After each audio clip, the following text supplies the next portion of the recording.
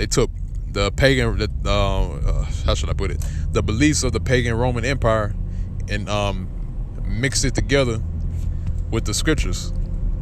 And that also started with Constantine the Great. All right, which we know that he was a heavy sun worshiper. All right. Verse 16 says, "They that see thee shall narrowly look upon thee and consider thee," and that's actually happening right now. All right, we see who the wicked is, and we see him as a scrawny, puny Edomite, and we're saying to ourselves, and hey, here's the point. It says, "And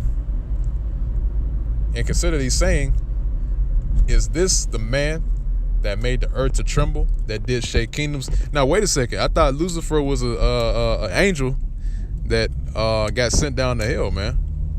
So why is it saying, is this the man that did his that made the earth to tremble? So why is it calling him a man? Because he is a man. He's the so-called white man. All right.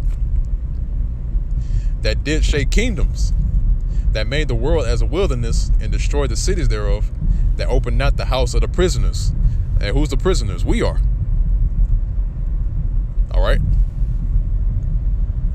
We're still in captivity under the so-called white man. All right.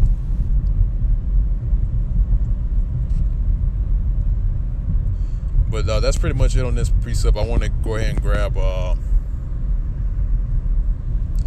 Revelation chapter 13, verse 14. Now, I mentioned earlier about the mark of the beast and the whole system that they have set up.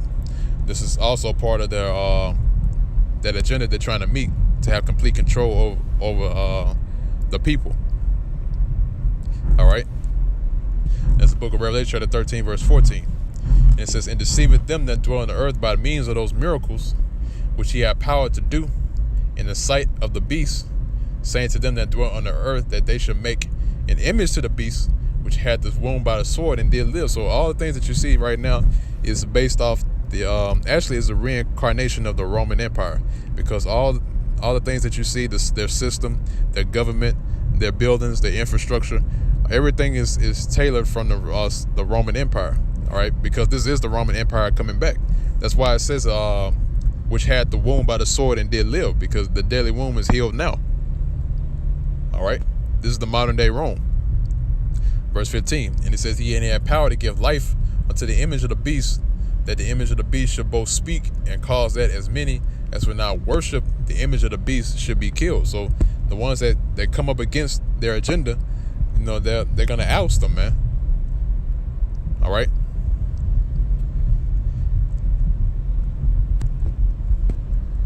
Now it says, "And he causeth all," and this is the point concerning the mark of the beast.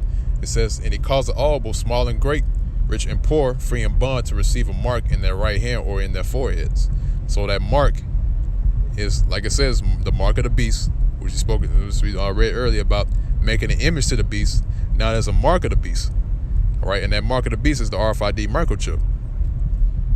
Okay. "And that no man might buy or sell save he that had the mark or the name of the beast or the number of his name." All right. So you can't buy or sell anything unless you have the RFID microchip. That's going to be the new form of currency in that time. All right. That's also a part of complete control. All right. Because, you know, people are trying to stock up on gold and silver. Well, the thing is, man, they're going to seize that gold and silver, man. All right. You're not going to be able to keep that. All right. And also, too, I'm going to grab the book of Job, chapter 9, verse 24. Let's see if I can get it real quick. Job 9:24.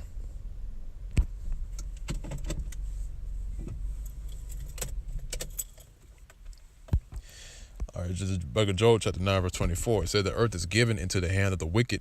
He covered the faces of the judges thereof. If not, where and who is he?" And that's sarcasm.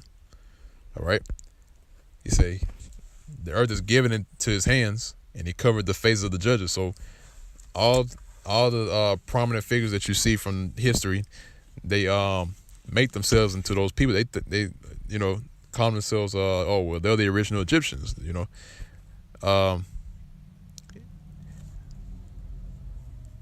you have different paintings and art of men during the time of the Dark Ages, during the time of the ancient world, with Paul, Peter, and the rest of the righteous men back then. They basically put their images up and saying that they're those people, or they're those ancient men. All right. It says if not, where and who is he? All right. So I want to go from there. I want to get see first Maccabees.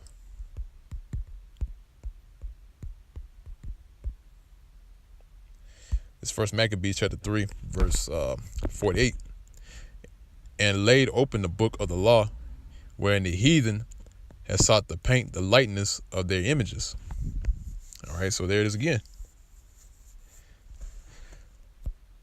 So whenever a person's in rulership, they're not gonna put another nation's image up. That's why you see destruction of different statues or busts of during the time of the Greeks and also during the time of the Egyptians.